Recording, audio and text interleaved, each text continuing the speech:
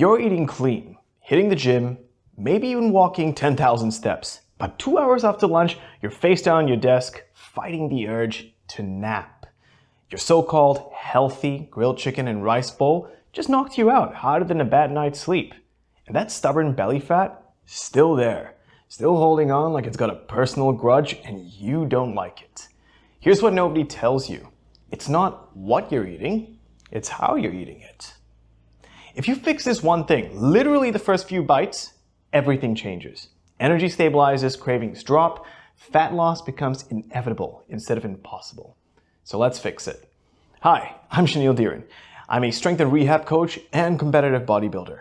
And over the last 8 years, I've been helping time-poor high performers establish habits for longevity, manage chronic pain, and shred fat in a way that is realistic and sustainable.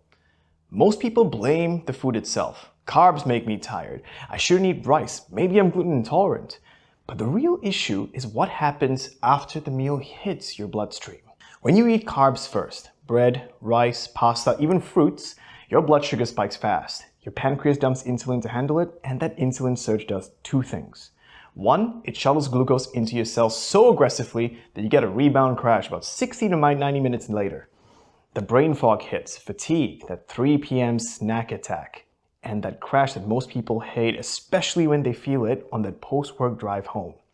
And that's dangerous. And number two, while insulin is elevated, fat burning is locked.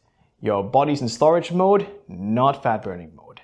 Look, you can fast for 16 hours, train faster, do everything right. But if your meals spike insulin like a roller coaster going up and down, you're fighting biology with willpower, and biology wins. So here's a quick self-check. If you say yes to 3 or more of these, your meal structure is working against you.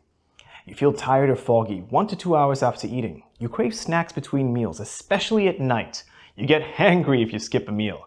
Your belly fat won't budge despite exercising and fasting. You have love handles or visceral fat around your waist. Your fasting blood sugar is creeping up even if it's still normal. And you crash hard after meals that are supposed to be healthy. If that sounds familiar, you're not broken. You're just spiking glucose and insulin in the wrong order, and the fix is absurdly simple. So, if you're already having adequate protein, which you can calculate by the way of multiplying your goal, that's right, goal body weight in pounds by 0.8 on the low end and 1.1 on the higher end, I'll be showing you simple protein-first approaches to eating that will change the way your body burns fat forever. While other people on the internet might get militant about what to eat first, whether it's protein or non-starchy vegetables, I'll say this: it doesn't matter which one you eat first, as long as it is not your carbs or starchy veggies. The protein-first approach is just a simpler way to be more mindful of your eating, as more often than not, the protein you put on your plate usually requires more chewing time to consume, helping you set the pace of your meal. In saying that, your first bite should preferably be high-quality protein. Eggs, lean red meat, chicken, fish, tempeh, or tofu, if you're plant-based. Even a scoop of whey protein in water helps because it takes a while to consume. Non-starchy vegetables can be in this spot too. And my personal go-to is broccolis or carrots, as they tend to take time, just a little more effort to chew. And it sets my eating pace. After I take about 10 to 15 bites of these foods, then only do I start eating my carbohydrates. So why does this work? Well, for one, it slows gastric emptying. Your stomach doesn't dump everything into your intestines at once. Glucose enters your bloodstream gradually, like a slow drip instead of a fire hose. Small glucose spikes means small insulin spikes. And fiber creates a mesh that slows down your digestion, and protein does this by requiring more effort to break down in general. Number two, it triggers incretin hormones, specifically GLP-1, CCK, and peptide YY. These are your safety signals. They tell your brain we're full, stop eating. And they improve insulin sensitivity. This is the exact same mechanism drugs like Ozempic and Wegovy are using. But you're doing it with food. By creating this slow digestion, high volume environment in your stomach, you're actually expanding it. That expansion won't happen if carbs are just shuttling through fast. And number three, it signals your muscles before your fat cells. Protein in particular primes your body to partition nutrients towards muscle repair and glycogen storage, not fat accumulation. Think of it like this. Insulin is the lock on your fat cells. While it's high, fat stays locked in. Protein is the key that keeps the lock from slamming shut in the first place. One study showed that eating protein 10 minutes before carbs reduced post-meal glucose by over 35% compared to eating carbs first. Same meal, same calories, different order. This isn't about restricting, it's about sequencing. So why don't you give this a try? For your meals today, swap the order in which you consume them. Protein and veggies first, then your carbs.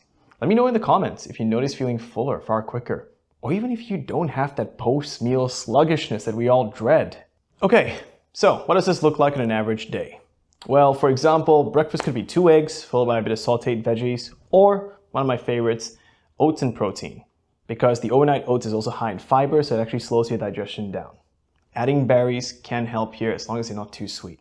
For lunch, grilled chicken breasts or salmon first, then your cooked veggies of choice, before your cooled rice or sweet potato carb source.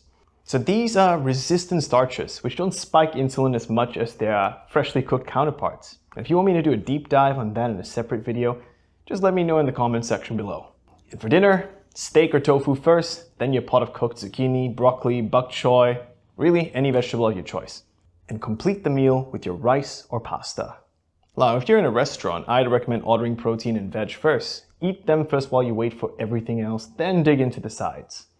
Mixed meals like curries or stir fries, eat the protein chunks first. Pick them out if you have to, then go for the sauce. Then the rice. I know it sounds like I'm beating the protein drum a little too much here, and you're probably wondering if you should eat your veggies first in some of these instances. Well, yeah, absolutely. As long as it's not drenched in some sort of high carb dressing or sauce. Here's the truth. Fiber first and protein first both work because they do the same thing. They slow down glucose absorption. The difference is just that protein is more satiating and builds muscle. Fiber is less calorie dense and is good for your gut microbiome. My default is always protein first for adherence because people are more likely to stick with it and hit their protein targets. If you're already eating enough protein and want to prioritize your gut health, then lead with fiber. But the worst thing you can do is carbs first. That's the insulin spike that starts the crash cycle. This works even if you're vegetarian, by the way. Tempeh, natto, hemp seeds, high protein Greek yogurt, if you can't handle the dairy, or in a pea protein shake before your meal. The principle doesn't change. I have a lot of clients who are vegetarian, and this is exactly what I tell them. Protein first. Does this take time to adjust to? Yeah, of course it does. Give yourself a week or two of consistent effort before the habit sticks. I guarantee you that you'll see a difference in your energy and satiety within the first few days. So, does protein spike insulin? Yes, but far less than carbs. Protein triggers a moderate sustained insulin response that doesn't cause the same crash. Plus, protein's incretin effect improves insulin sensitivity over time. Carbs without protein, that's a blood sugar roller coaster. And I know some of you are thinking whether you should avoid carbs entirely, and no. Not unless you have a medical prescription or you're severely insulin resistant. Most people do fine with carbs if they eat in last and portion controlled. If you're trying to lose a significant amount of weight or reverse metabolic dysfunction, you might benefit from lowering carbs temporarily, but for longevity and muscle maintenance, you don't need the zero carb approach forever. Now, does this method work if you're over the age of 40 and you're feeling the effects of aging? Absolutely. If you're over 40, insulin sensitivity is going to decline naturally. Muscle mass helps buffer that decline. Protein first eating protects both.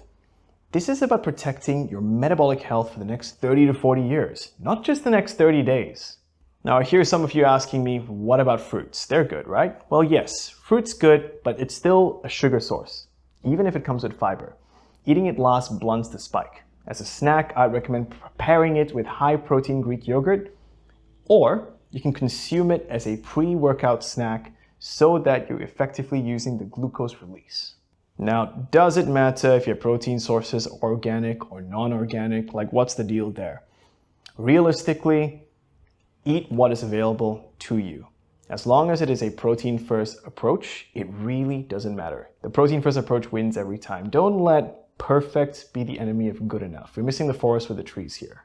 So here's why all of this matters beyond your waistline. Chronic post-meal glucose spikes are upstream of almost every major chronic disease. heart disease, type 2 diabetes, Alzheimer's, and even certain cancers.